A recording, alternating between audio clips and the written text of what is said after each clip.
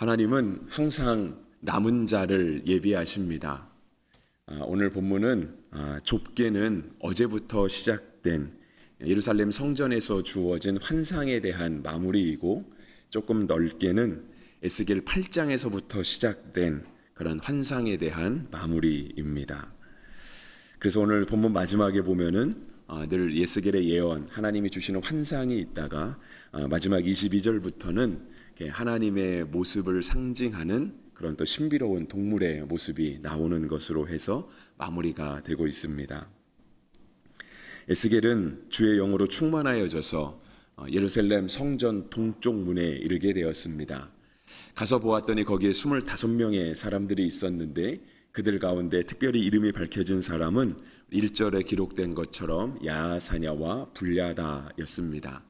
그리고 1절 끝에는 그들에 대하여 설명하기를 그들은 백성의 고관들이었다라고 말씀하고 있습니다. 그런데 에스겔이 이렇게 주의 영으로 충만하여서 활동하고 있을 때 갑자기 불야다가 죽습니다. 그러니까 13절에 보시면 이렇게 적혀 있죠. 이에 내가 예언할 때에 분하야의 아들 불야다가 죽기로. 그러니까 에스겔이 하나님의 영으로 충만하여져서 예언자니까, 선지자니까 하나님의 말씀을 전하는 게 그의 사명 아니겠습니까? 근데 그가 그렇게 하나님의 맡겨진 일들을 감당하고 있을 때 갑자기 옆에 있던 사람이 죽게 된 거예요. 아마 에스겔이 많이 놀라지 않았을까 싶습니다. 우리가 하나님의 사람으로서 주님께서 주신 사명을 감당하는데 생명이 살아나지 않고 갑자기 사람이 죽는다라고 생각해 보면 우리도 많이 당혹스러울 것 같습니다. 이걸 어떻게 봐야 될까? 많은 생각이 들 것 같습니다. 에스겔 선지자는 늘 하나님의 마음으로 이렇게 하나님께 다시 말씀을 드렸습니다. 예전에도 기록되어 있는 말씀이 오늘 13절 후반절에도 적혀 있는데요. 갑자기 불야다가 죽으니까 에스겔이 하나님을 향해 이렇게 말합니다. 오라 주 여호와여, 이스라엘의 남은 자를 다 멸절하고자 하시나이까. 그러니까 지금 에스겔이 주의 영에 이끌려서 예루살렘 성전에 와 있는데, 그러니까 어떤 몸이 와 있다기보다는 그가 영으로 함께 와 있다라고 환상 중에 보는 것일 수 있는데요.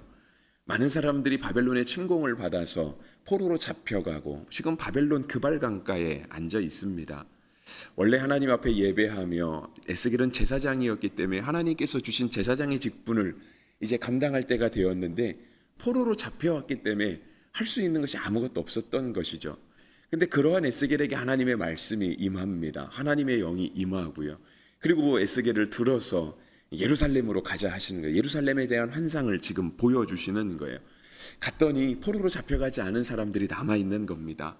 에스겔 눈에 볼 때에 그래도 하나님께서 몇몇 사람들은 남겨두셨구나 라고 생각할 수 있을 것입니다. 그런데 백성의 고관이라 불리는 불야다가 갑자기 죽음을 맞이하게 되죠. 그랬더니 에스겔이 하나님을 향하여 말하기를 오호라 주 여호와여, 이스라엘의 남은 자를 다 멸절하고자 하시나이까. 주님, 몇 명 남지 않았는데 하나님께서 택하신 예루살렘, 하나님의 성전이 있는 이 거룩한 성을 지키는 사람이 많이 남지 않았는데 하나님께서 또 죽이십니까? 라고 하는 것을 보면서 에스겔의 마음이 참 이렇게 뭐라 그럴까요? 좀 답답했다고 할까요? 너무 안타까웠던 것 같아요. 그래서 하나님께 그렇게 물은 거죠. 그랬더니 이제 하나님께서 15절과 16절로 대답을 하십니다. 그러니까 15절과 16절은 하나님의 말씀입니다. 네, 하나님께서 이스라엘 사람들이 하는 말을 인용하셔서 하나님이 말하는 거예요. 그래서 조금 이게 하나님의 말씀인가 아닌가 헷갈릴 수 있는데요. 15절과 16절은 전체적으로 하나님께서 하신 말씀입니다. 하나님께서 에스겔을 향하여 인자야 부르시며 얘기하시죠. 예루살렘 주민이, 이제 하나님이 그들이 이렇게 말했다라고 얘기하시는 거예요. 그러니까 내 형제, 곧 내 형제와 친척과 온 이스라엘 족속을 향하여 이르기를, 그러니까 예루살렘에 있는 사람들이 함께 우리와 동족이 된 우리 히브리 사람들, 이스라엘 사람들을 향하여 말하고 있다라고 하는 거예요. 근데 뭐라고 얘기하냐면 너희는 여호와에게서 멀리 떠나라. 이 땅은 우리에게 주어 기업이 되게 하신 것이라 하였나니. 그러니까 포로로 잡혀가지 않고 남은 사람들, 그러니까 이 예루살렘 땅에 아직 남아서 환상으로 갔을 때 본 사람들, 그 사람들이 도리어 우리가 이러한 하나님의 심판을 받아서 많은 사람들이 끌려가고 우리만 남게 된 거를 함께 탄식해야 되는데, 그래서 이스라엘 나라를 그럼 다시금 믿음으로 새롭게 세워갈 수 있는 그 마음이 남은 자에게 있어야 되는데, 남은 자들이 뭐라고 얘기했냐면 내 형제들, 그러니까 우리 형제라고 말하지 않아요. 너의 형제라고 이야기를 하죠. 그리고 너의 친척과 이스라엘 온 족속들은 다 여호와에게서 멀리 떠나가라고. 이 예루살렘 도성은 하나님이 우리에게 주신 것이다 라고 말하는 거예요. 그러면서 이어지는 16절은 이렇게 얘기하시죠. 그런즉 너는 말하기를 주 여호와의 말씀에 내가 비록 그들을 멀리 이방인 가운데로 쫓아내어 여러 나라에 흩으셨으나 그들이 도달한 나라들에서 내가 잠깐 그들에게 성소가 되리라 하셨다 하고. 그러니까 이제 하나님이 말씀하심이 이스라엘 사람들이 포로로 잡혀간 사람들이나 죽임을 당한 사람들이나 그런 사람들, 자신들은 살아남았으니까 자신들은 하나님의 택함을 받았다 생각을 하고 그런 사람들은 다 떠나가라고. 이것은 너희의 성읍이 아니라 하나님이 우리에게 주신 성읍이라고 생각하고 있었던 거예요. 그런데 하나님은 16절에 말씀하시는 거예요. 그렇지 않다라고 말씀하시는, 그게 아니다. 그러니까 여호와에게서 멀리 떠나라 하는 이 말씀은요, 예루살렘 도성 자체가 곧 하나님의 성, 하나님 곁이라고 생각을 했던 거예요. 그러니까 이제 이들이 다 떠나라고 한 거죠. 그래서 많은 사람들이 정말 여러 나라 가운데 흩어지게 되었습니다. 아예 예루살렘 성이 멸망했다라고 한다면 하나님께서 예루살렘 성에 대해서 미련을 갖지 않으실 텐데, 예루살렘 성이 남아 있으니까 예루살렘 성에 남은 사람들이 그나마 우리가 살아남은 사람, 하나님이 구원하신 사람, 저들에 비하면 나는 죄가 적은 사람이라고 생각했던 거예요. 하나님이 여전히 예루살렘 가운데 함께 하실 거라 생각했던 거죠. 근데 하나님의 마음은 그렇지 않으셨던 겁니다. 하나님은 도리어 16절 끝에 이렇게 얘기하시죠. 그들이 도달한 나라들에서, 그러니까 하나님께서 많은 백성들을 포로로 잡혀가게 하시고 뿔뿔이 다 흩어지게 하시잖아요. 근데 예루살렘에 남은 사람들이 아니라 이렇게 뿔뿔이 흩어진 사람들에게서, 그 나라들에서 내가 잠깐 그들에게 성소가 되리라 하셨다 하고. 그러니까 예루살렘 성전이 하나님의 거룩한 성소가 아니라 도리어 포로로 잡혀간 그 사람들이 머무는 곳, 그 장소가 하나님의 거룩한 성전이 될 것이다, 하나님의 거룩한 성소가 될 것이다 라고 말씀하시는 거예요. 그러니까 예루살렘에 남아있는 그 폐허, 아직까지 폐허가 되진 않았죠. 아직까지는 남아있으니까 시드기야라고 하는 왕이 남아있고요, 조금 더 있어야 나라가 망하거든요. 그러니까 이렇게 남아있는 사람들, 그 사람들이 하나님의 은혜 가운데 살아남은 게 아니라 도리어 포로로 잡혀가고 여러 나라에 뿔뿔이 흩어진 사람들, 하나님이 흩으신 거라는 거예요. 하나님이 포로로 잡혀가게 하셨다라는 거죠. 하나님의 뜻을 따라 포로가 된 사람들, 하나님의 뜻을 따라 여러 나라에 흩어진 사람들 가운데 하나님의 뜻이 있다, 하나님이 거기에 임하실 것이다 라고 말씀하시는 거예요. 하나님의 생각은 늘 우리의 생각과는 다릅니다. 그래서 이사야 선지자도 이렇게 얘기했습니다. 이사야 선지자는 에스겔 선지자에 비하면 한 300년, 한 250년 정도 앞선 사람이라고 말씀드릴 수 있습니다. 이사야 55장 9절에 이는 하늘이 땅보다 높음같이 내 길은 너희의 길보다 높으며 내 생각은 너희의 생각보다 높음이니라. 하나님의 생각은 사람의 생각과 다릅니다. 그런데 그것이 다를 때 그냥 달라 이것이 아니라 하나님의 생각이 우리의 생각보다 훨씬 높다는 거예요. 그냥 다르니 하나님도 한번 말씀하시면 나도 한번 말씀하고, 하나님의 뜻이 한번 이루어지면 나의 뜻도 한번 이루어지고, 이렇게 퐁당퐁당 주고받는 게 아니라는 거예요. 하나님의 생각은 저렇게 높으시고 하나님의 길은 사람이 계획한 길보다 상상하지 못할 정도로 높고 위대하다라고 하는 거죠. 그러니까 사람으로 하여금 하나님의 길에 서 있는 것, 그것 자체로 기뻐할 수 있어야 된다라고 하는 거예요.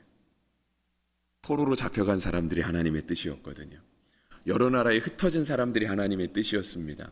근데 에스겔은 그 에스겔을 시작하면서 내가 이제 제사장 가문에 태어나서 내가 이제 30살이 되어서 제사장으로 활동할 수 있는 때가 되었는데 예루살렘 성전에서 나는 쫓겨났고 나는 지금 바벨론 땅 그발강가에 앉아있고 도리어 할 수 있는 것이 아무것도 없을 때 하나님께서 에스겔에게 말씀하신 건 그거예요.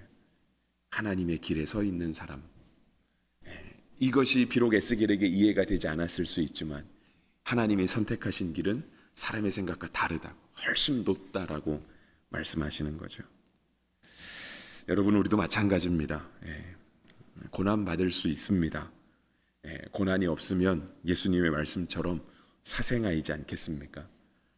자녀가 부모의 가르침을 따라 때로 혼나기도 하고 어려운 시간을 겪기도 하고, 여러분, 공부하는 거 어렵지만 어렵게 공부해야 똑똑한 사람이 되는 거잖아요. 설렁설렁 공부하면 시간은 지났을지 모르지만 똑똑한 사람은 안 되는 겁니다. 어려운 시간이 있을 수 있습니다. 때로 아플 수도 있고요. 때때로 인생이 어려운 짐을 질 수도 있습니다. 어떤 사람은 그런 무거운 짐 가운데 이미 좌절하셨을 수도 있고 무기력증에 빠졌을 수도 있습니다. 그렇지만 그렇다고 해서 하나님의 뜻이 없는 건 아닙니다. 포로로 잡혀간 사람들에게도 하나님의 뜻은 있었고 그들은 여전히 하나님의 길 위에 서 있는 사람들이었습니다. 그리고 하나님께서 회복을 말씀하십니다. 이게 전체적인 예언서의 내용입니다. 에스겔은 48장까지 있는데요. 이러한 내용이 계속해서 반복될 겁니다. 환상이 보여지고 또 에스겔을 통하여 심판을 예언하시고, 그렇지만 심판이 끝이 아니라 하나님의 회복하시는 은혜가 있을 것이다 라고 에스겔을 통해서 계속해서 반복적으로 말씀하실 겁니다. 오늘 나타난 하나님의 회복의 메시지는 17절입니다. 너는 또 말하기를 주 여호와의 말씀에 내가 너희를 만문 가운데에서 모으며 너희를 흩은 여러 나라 가운데에서 모아내고 이스라엘 땅을 너희에게 주리라 하셨다 하라. 지금은 흩어져 있지만 아니다. 하나님께서 다시 모으실 것이다. 지금은 예루살렘에 남은 사람들이 그것이 마치 자기네 땅인 것처럼 하고 있지만 그렇지 않다. 도리어 흩어진 사람들을 하나님께서 모으셔서 이들에게 다시 예루살렘을 맡기실 것이다 라고 약속하시는 거예요. 이렇게 하나님의 회복의 약속을 받은 사람들이 해야 될 게 있습니다. 하나님의 회복의 약속은 그냥 주어지는 것이 아니죠. 하나님의 회복의 약속은 늘 결단하는 사람, 하나님의 뜻에 따라 순종하는 사람에게 있습니다. 하나님의 뜻은 무엇이냐면 18절입니다. 여러분, 괜찮으시면 새벽이지만 하나님의 말씀이니 우리 18절 말씀 같이 한번 보겠습니다. 함께 보시죠. 그들이 그리로 가서 그 가운데에 모든 미운 물건과 모든 가증한 것을 제거하여 버릴지라. 하나님의 회복의 말씀은 바로 여기서 시작되는 거예요. 우리가 그리로 가면 우리가 다시 땅을 찾았어. 이제는 우리의 꿈을 펼쳐야지. 그것이 아니에요. 거봐, 너네가 틀렸어. 내가 맞았잖아. 가서 그들을 정죄하는 것도 아니에요. 하나님의 회복의 약속을 받은 사람들이 가서 해야 될 건 뭐냐면 가서 모든 미운 물건, 누구에게 미울까요? 하나님께 미운 거죠. 그리고 하나님께 모든 가증했던 것들, 그런 것들을 다 제하여 버리는 거예요. 왜 이거 안 치우고 갔어? 아직도 왜 이런 게 남아있어?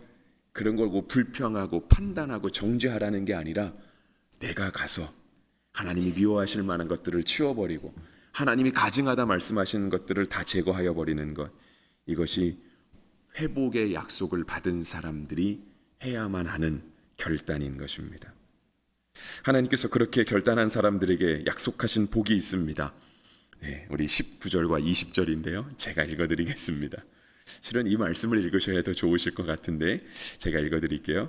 내가 그들에게 한 마음을 주고 그 속에 새 영을 주며 그 몸에서 돌 같은 마음을 제거하고 살처럼 부드러운 마음을 주어 내 율례를 따르며 내 규례를 지켜 행하게 하리니 그들은 내 백성이 되고 나는 그들의 하나님이 되리라. 하나님께서 이 회복의 결단을 하는 사람들, 모든 미운 것을 버리고 가증한 것을 제거하는 사람들에게 하나님께서 말씀하신 복은 무엇이냐면 하나님의 마음을 새 영을 부어주겠다 말씀하시는, 돌 같은 굳은 마음을 제거하여 버리시고 살처럼 부드러운 마음을 주시고 그들은 하나님의 백성이 되고 하나님은 그들의 하나님이 되실 것이다. 하나님이 말씀하여 주십니다. 오늘 이 새벽을 깨우는 우리 모두에게 이 복이 있게 되기를 바랍니다. 에스겔은 예루살렘에서의 환상을 마무리하고 이제 22절에서 25절까지는 이제 마무리하는 장면이 나타납니다. 다시 갈대아 땅으로 돌아갑니다. 24절에 보시면 주의 영이 나를 들어 하나님의 주의 영이 나를 들어 하나님의 영 중에 데리고 갈대아에 있는 사로잡힌 자 중에 이르시더니, 그리고 에스겔이 예루살렘에서 보았던 환상들을 그는 사로잡힌 자에게 얘기해 줍니다. 25절, 내가 사로잡힌 자에게 여호와께서 내게 보이신 모든 일을 말하니라. 먼저는 에스겔에게 변화가 일어났겠죠, 그죠? 왜냐하면 환상을 보고 왔잖아요. 주의 말씀을 듣고 왔잖아요. 이제는 그가 사로잡힌 자들에게 하나님의 뜻과 계획을 전하는 것입니다. 먼저는 에스겔에게 하나님의 은혜가 임하고, 에스겔을 통하여 이제는 사로잡힌 자들에게 하나님의 은혜가 임하는 거죠. 우리도 하나님 앞에 그렇게 사실 수 있는 복된 하루가 되시고 또 우리 8월 한 달이 되시기를 간절히 바랍니다.